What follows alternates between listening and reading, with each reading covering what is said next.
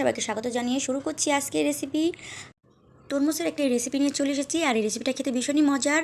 আমরা তরমুজ খেয়ে এই অংশটা ফেলে দিই, এই অংশটা না ফেলে দিয়ে এভাবে ভাজি করে খেয়ে দেখবেন, ভীষণই ভালো লাগে।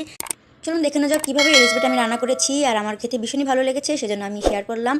তরমুজের খোসাগুলো এখন আমি কেটে নিব, আর এভাবে আমি কেটে নিয়েছি আর ভালো মতো ধুয়ে নিয়েছি, আর এখন আমি সামান্য সিদ্ধ করে নিব। আর এগুলো আমি চিংড়ি মাছ দিয়ে রান্না করব, সেজন্য আমি এখানে চিংড়ি মাছ নিয়েছি।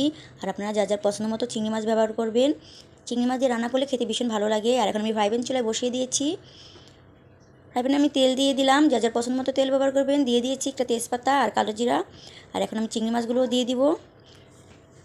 চিংড়ি মাছে হলুদ আর লবণ আমি মাখিয়ে রেখেছিলাম, আর এটা আমি কিছুক্ষণ ভেজে নিব। ভাজা হয়ে আসছে, এখন আমি কাঁচামরিচ দিয়ে দিলাম। আর এখন আমি সিদ্ধ করা তরমুজের খোসাগুলো দিয়ে দিলাম।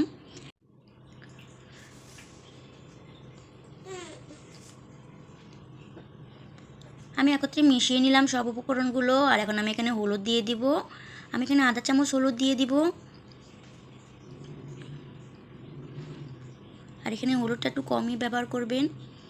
আর এখন আমি নেড়েচেড়ে মিশিয়ে নিব।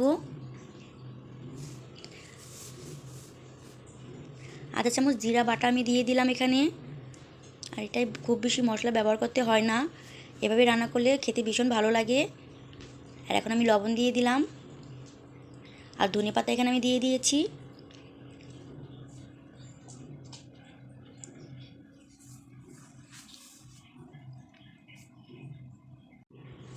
এখন আমি 2 মিনিটের জন্য ঢেকে দিব। 2 মিনিট পর আমি ঢাকনাটা খুলে নিলাম।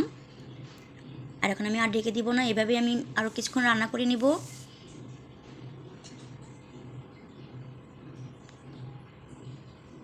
বন্ধুরা, এই ভাজিটা করতে খুব অল্প সময় লাগে, আর খেতে ভীষণ ভালো লাগে।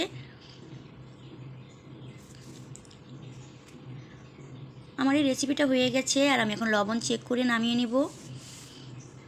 দেখুন বন্ধুরা, কত অল্প সময় আর অল্প উপকরণ দিয়েই এই রেসিপিটা রান্না করা যায়। তরমুজের খোসা না ফেলে দিয়ে আপনারা এভাবে রান্না করে খাবেন, দেখবেন ভীষণ ভালো লাগে খেতে। ছোটো বড়ো সবাই এই রেসিপিটা পছন্দ করবে, আর আশা করি আপনাদের ভালো লাগবে। আর ভালো লাগলে অবশ্যই একটা লাইক দিয়ে দিবেন। আর সবাইকে ধন্যবাদ আমার এই রেসিপিটা দেখার জন্য।